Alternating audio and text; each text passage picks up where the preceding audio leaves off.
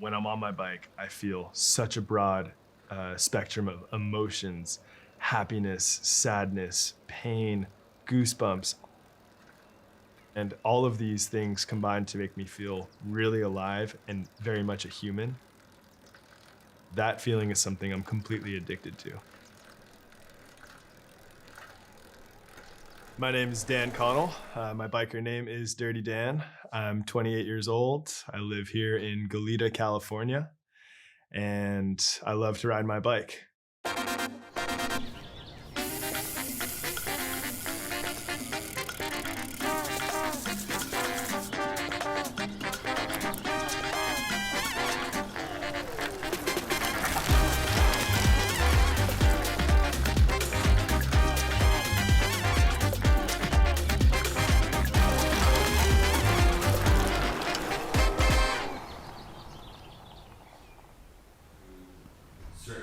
That's so cute.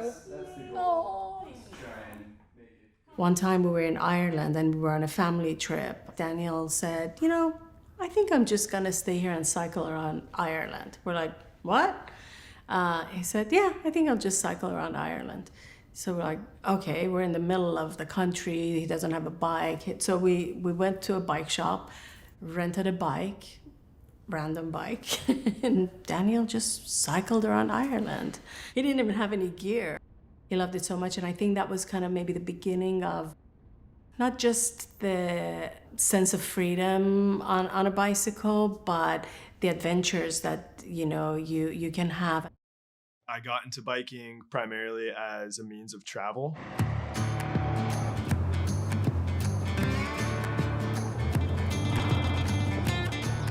So far, I've ridden my bicycle from Santa Barbara to Colombia. These are my first steps on Colombian land. From Egypt to South Africa. But I just found this bell pepper on the ground in the desert. From Canada to Mexico along the Continental Divide 4 times.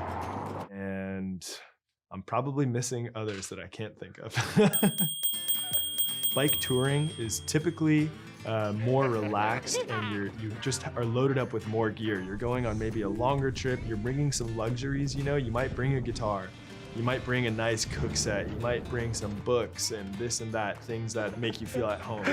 Oh man. My trip from Egypt to South Africa, that was bike touring, and we were taking breaks and detours and seeing everything along the way. I think that bike touring is just like the purest form of traveling, because you're going through a land and you're meeting everybody and you're stopping and you're eating the food.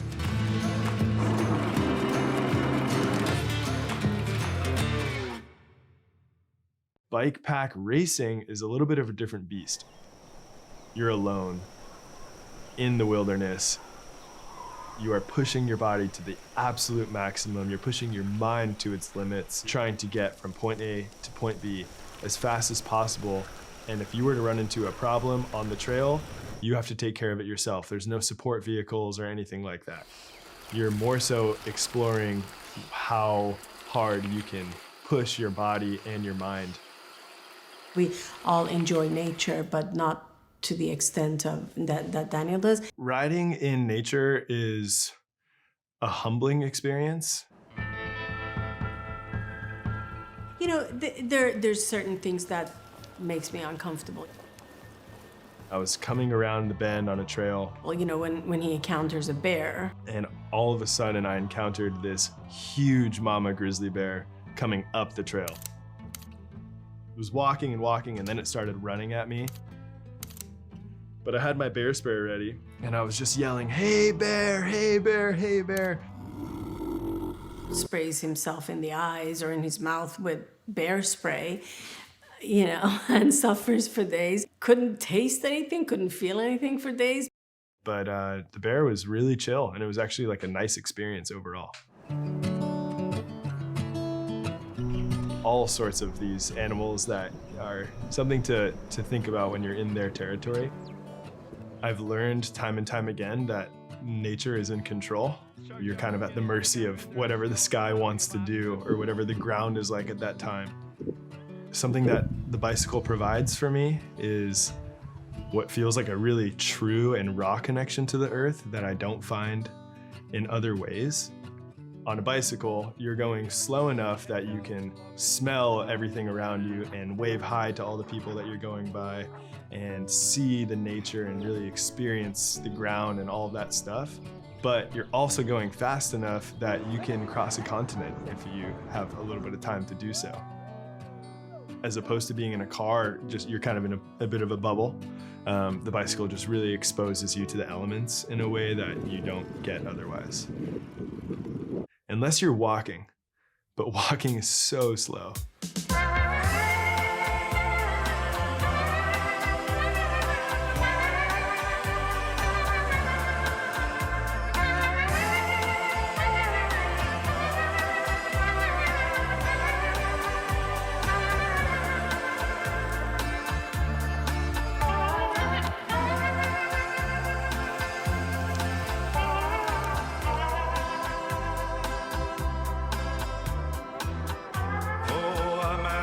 Perseverance is Daniel's superpower. He just never gives up. I remember when he was at a camp, I think it was a summer camp that he was at in Santa Barbara.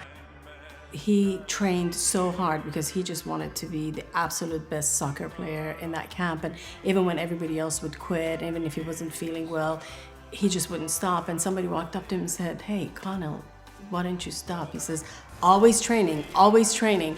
And so that kind of became the motto for the camp. Anything that Daniel does, he does to the extreme. Biking in nature certainly helps me overcome a lot of mental obstacles. I think that just the physical act of moving your body makes me happy. That alone is really simple and really powerful for me, for just making me feel, at my best. On top of that, I think that when I'm biking in nature, all alone, I'm really forced to deal with my mental challenges, the darker parts of my mind.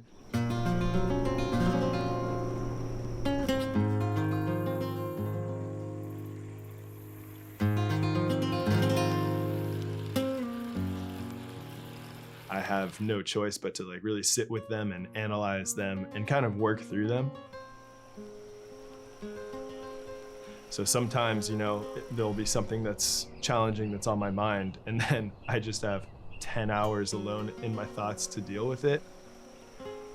It forces you to deal with that challenging emotion. In the real world, or the non-biking world for me, there's a lot of distractions. When you're on the bike, you're really forced to face those challenging mental spaces. The Tour Divide is a race that is really important to me. It's my love. Starts in Banff, Canada, and traces the spine of the Rocky Mountains until it reaches the finish line in Antelope Wells, which is on the border between New Mexico and Mexico. As much as it's a race against other people, really what it is a race against yourself, against the clock, against the weather, and against the terrain. So last year on the Tour Divide, it must have been 4 days in, I took a pretty bad tumble coming off a mountain. My rear wheel was destroyed. I really was gonna stop riding. It's emotional just because I'm emotional. And so disheartened because leading up to that point, I was giving it absolutely everything I had. Sacrificing sleep, pushing through pain, pushing my body to the absolute maximum. And then for my bike to break in the middle of the woods. It's almost impossible to describe how frustrating it is to be slowed down by what will be nearly 24 hours. I just felt destroyed, and I felt like I didn't want to go anymore. I wanted to quit for sure.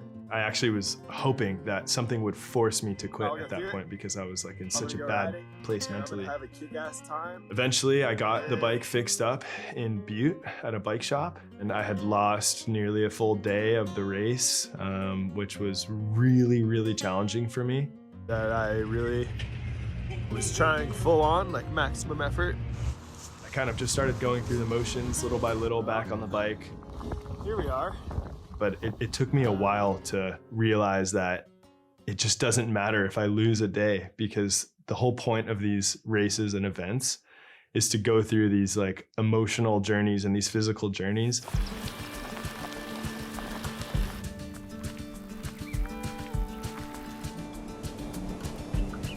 Who cares whether you're finishing in 15 days, 17 days, 60 days, like you're still getting that emotional and physical experience. You can experience such a wide range of emotions. A lot of excitement, maybe a little bit of sadness, maybe a little bit of pain, maybe full body goosebumps. Then you get to the top of a mountain and next thing you know, you're screaming and yelling, and then you're descending and you're cold. Those raw emotions that present itself with these long bike rides are really appealing to me, and it feels like it makes me a better person. All of these things combine to make me feel really alive and very much a human. I don't know if Dan is human. We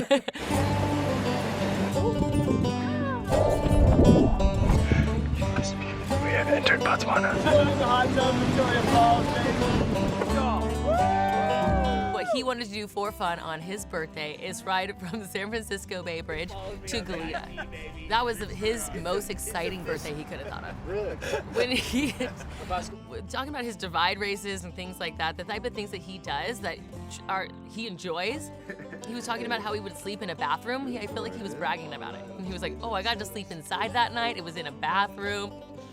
He'll talk about how he went through snow and then mud, and then his body is completely soaked from head to toe, and then he's cycling for another 100 miles after that. He loves the adventure. He loves the extreme elements and the extreme things that his races give him. Yeah! What makes Danny a human? I realize that. Danny is a human because he'll knock out a 400-mile ride one day, and the next day he's gonna like kick back on the couch all day long and then hit Yogurtland twice in the same day. You'll be like, huh, these two people are the same person. Some people that are in that endurance world are so hyper-focused on performance that they like let go of having the joy of life. We forgot our bicycles. They're not sipping coffee with you and strolling around the nature preserve. They're not like taking the time to relax. Dan says, let's perform, but let's also relax, and that's a really nice thing. Call it quits.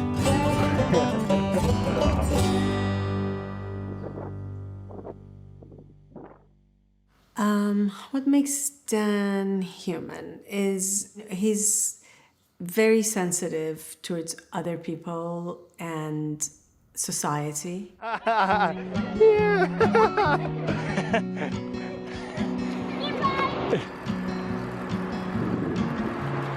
think that in his core, he's such a caring, gentle person. One of his most incredible qualities is the way that he appreciates life. He's so grateful. He's grateful for everything. He's grateful for the sunshine, he's grateful for this, he's grateful for the chair he sits on, he's grateful for the bed. But, you know, the meal that he eats, he always says, this is the best meal I have ever had.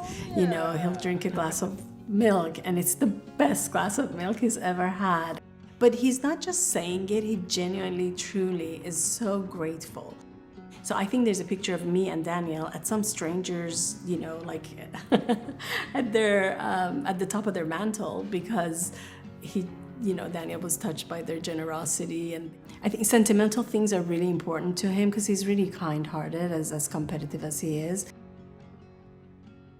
I think he inspires people in different ways. Like, people are encouraged to do things that they thought was impossible, or encouraged to do things that might be really hard, or maybe they hadn't thought about. He's human in the ways that he uses his capabilities and his passion for cycling to pass it on to others. So you will hear him say, I just want to get people outside. And he just wants other people to be, I think, as happy as he is on his bike. being around Dan is a great exercise in learning what you are capable of. It's really a lesson in like, just keep going. You'll make it. The legacy that I hope to leave through my biking adventures is to encourage people to go on these adventures, even if it seems absolutely ridiculous or impossible. The truth is that if you can ride your bicycle down the street, you can ride your bicycle across a country or across a continent, because it's the same thing. For me, I started doing all of this stuff without having any prior biking experience. You don't need to be some crazy talented cyclist or adventurer to take on a big challenge like this. You essentially just need to get on the bike and put one foot in front of the other and start moving. That's how you're gonna achieve it. And to really just remove the boundaries that are really easy to create for yourself, just knock those down and to just get out there and start doing the thing.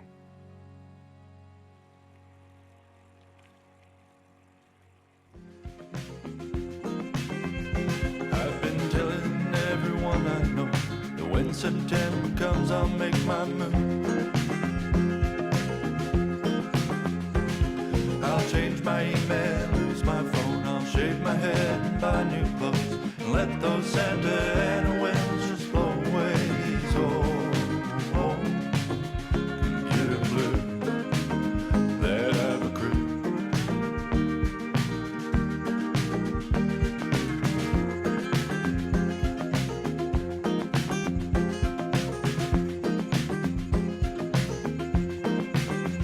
So I picked a U-Haul up in Queens, packed up my things and bit my last to do. But as I drove through New Jersey, I'd have thought that did disturb me. Maybe winter's not a season, it's a state of being. That just being in a warmer state won't